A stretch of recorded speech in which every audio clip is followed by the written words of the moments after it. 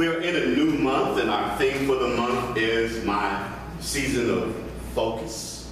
My season of focus. And we know that a lot of people are enjoying family and friends for this holiday weekend. This is Independence Day weekend. But I wanted to talk this morning about your Independence Day. Your Independence Day. And there was a young lady who was very excited because she had her first apartment. And she got the apartment, she started to furnish it and put other things in there. And she grew up with pets, but this particular apartment complex didn't allow dogs and cats. But she could have goldfish. So she went to the pet store, she found a couple of goldfish, she bought the goldfish, she got one of those bowls that we most associate with goldfish, and she brought them home. She put the goldfish in and watched them swim, and they would kind of almost chase each other, circling around in the bowl day after day. The goldfish would have a good time going around day after day. And then she noticed the bowl getting a little bit cloudy, so she decided it was time to clean the bowl. So she took the goldfish bowl into the bathroom, because she said, well, where am I going to put them while I clean the bowl? So she turned the water on in the bathtub, filled it up with some water, put the goldfish in there, and she started to work on cleaning out the bowl.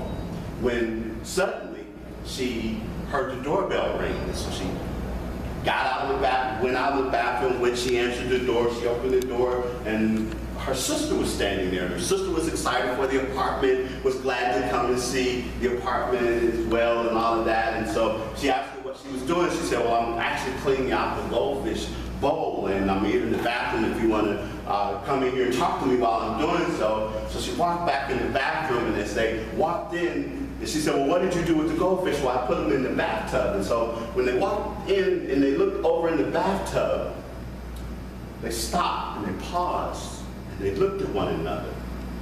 And what they noticed was that while the goldfish were in the tub with all of the circumference of the tub and the water, they kept going around in the same little circle that was about the same size as their bowl.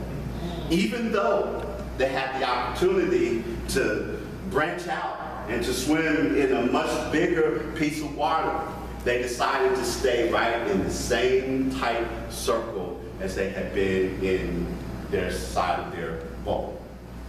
And as I thought about that story, I thought about the fact that oftentimes when we have an opportunity for independence, we don't always take it. They had the chance to expand their horizons, expand their environment, but they chose to stay in the same circle. And I asked myself, how often do I do that? How often do people that I know do that? When an opportunity is there, rather than taking it, stay in the same environment. And I think that there's some reasons why we get caught up in this and we don't expand our horizons, we don't expand and take advantage of the opportunities that we have that are before us. And sometimes it's because we keep moving and moving around and around and around and around in our past hang-ups. Things have happened to us in the past, and we've had situations or circumstances that prevent us from moving forward, that prevent us from expanding the horizon, and we stay stuck in the same thing, going around and around and around and around. Or sometimes we keep going round and around and around and around, caught up in our same scars, our old scars. I was one time talking with a group of parents, and we all started laughing at this common situation that when our children were very small, how oftentimes they would come to us and say, Mama, Daddy, I need a Band-Aid.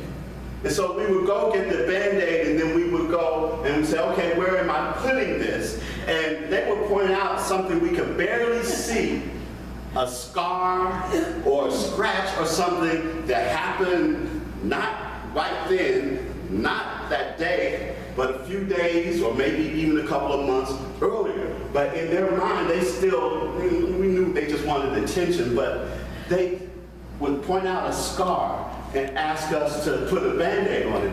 And I thought about how the fact that oftentimes we, not so little children, have scars that we continue to point out and identify and want those to be something that people pay attention to and something to be that keeps us from getting the place that we need to be and into our environment that's expanding. The third thing we do is we get caught up in our stories. We get caught up in our stories. And how do we know when we're caught up in our stories?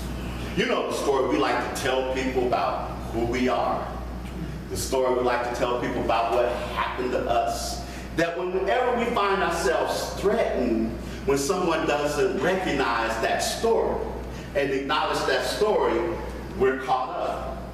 When someone doesn't know our story, the story that we like to tell ourselves, oh, I came from a poor background, the story we like to tell ourselves, well, you know, I had humble beginnings, the story we like to tell ourselves, I never graduated from college, I never did this, I never succeeded, I never win anything, you know, those stories that we like to tell. When someone doesn't recognize those or acknowledge those or even challenge us to move beyond our stories and we become defensive because we want to hold on to our story, then we know we're stuck moving around and around and around in the same old circles. Now, I had a friend a long time ago that used to say, did I just walk down your street? Everybody's kind of, oh, he'd say, I'm talking to me just as well. But we get caught up moving around in our past hang-ups, moving around in our past scars, moving around, stuck to our story.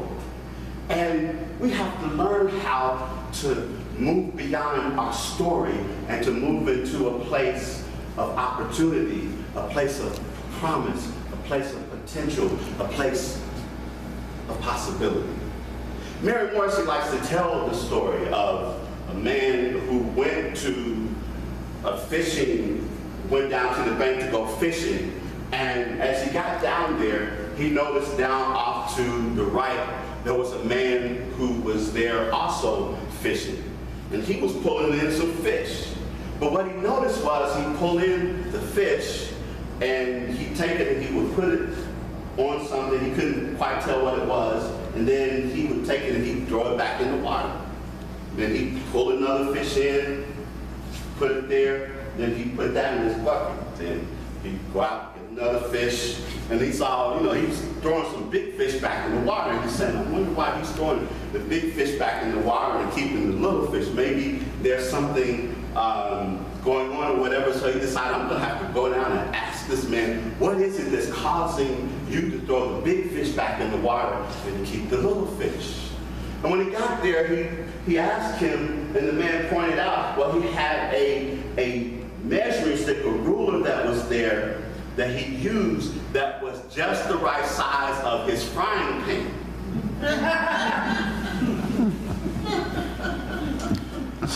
And if the fish was too big, he threw it back. And sometimes we get opportunity, we get something that's there for us, that lies before us, to be able to move into something great and something significant, but if it doesn't fit our frying pan, we throw it out, we pass it by, we give up on it, we find excuses not to take it. So we have to understand and realize that rather than keeping the measuring stick and only taking those opportunities that fit our frying pan, get a bigger frying pan. Recognize and realize that there's the opportunity out there for us to expand and do what it is that we wish to do. And I think that part of it is understanding, and we're talking about this month, about intention and attention and transformation and all of those things. And I think part of what we have to do is understand the difference between improvement, change and transformation. Improvement is when we do something, usually alter some outer circumstance. And when we alter that outer circumstance, we see improvement. If you are working with your blood pressure, for example, and improving your blood pressure, and you take certain medications and maybe change some of your lifestyle and your diet and start to exercise and lose weight and do all of those things that they tell us, we'll see improvement in our blood pressure. But if we stop doing those things, it goes back the way that it was. Change comes about when we have a shift in consciousness. When we have a shift in consciousness, we have an addiction, for example, and because we have made a change, then we move away from that addiction and we're able to function on a new level. We're able to do what it is that we need to do on a new level. But if we fall back in consciousness, then we can see that old habit and those old habits coming up again. But transformation comes not because of anything we do on the outside. It doesn't necessarily even come as a result in a change in consciousness. But transformation comes as a result of us allowing ourselves to be still and allow the presence of God, the presence of Source, the presence of Spirit that is inside of us to come forth and do what it does. In our morning prayer call today, we talked about being still and know that I am God, and allowing that to permeate our lives into such a way that we become transformed. And the thing of it is to understand is that when we set an intention and then we direct our attention, that's when things start to happen. In the affirmation we say, and then we started this vortex of creativity and manifestation when we have our intention and our attention aligned. Now, how do you know when you have your intention and your attention aligned? How do you do that? And you will hear me say this quite often, so get used to it. Pay attention to what you're paying attention to. Pay attention to what you're paying attention to. Are the thoughts that you are having ones that you wish to be productive for where you want to be? Are they productive for where you want to be? Pay attention. If we are caught up with thinking about and paying attention to something we saw on social media that somebody did somewhere else or something that someone said to us, we are not on the path to fulfilling and experiencing the manifestation of our intention. We have to be focused. We have to be like a laser on what it is that we want. Because what happens is there is so much out there that is willing to distract us if we let it.